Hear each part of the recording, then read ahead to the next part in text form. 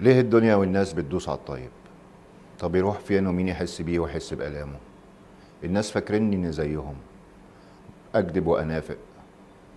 حاولت كتير اعمل زي الناس، ابتديت اشرب خمره ومخدرات عشان اعرف اكذب واعرف انافق. بس ما قدرتش استمر في الموضوع ده كتير، لان كان في صوت جوايا بيقول لي ان كده غلط، كده هتخسر اخرتك، كفايه خسرت دنيتك وما تخسرش اخرتك. فقررت اني التزم واتجوز، بس الدنيا والناس ما سابونيش في حالي. حصلت مشاكل بيني وبين مراتي بسبب طيبتي فخسرتها، وحصلت مشاكل بيني وبين اصحابي بسبب طيبتي وبرضه خسرتهم. والشغل خسرته برضه عشان طيبتي. ودلوقتي عايش غريب وحيد بين الناس.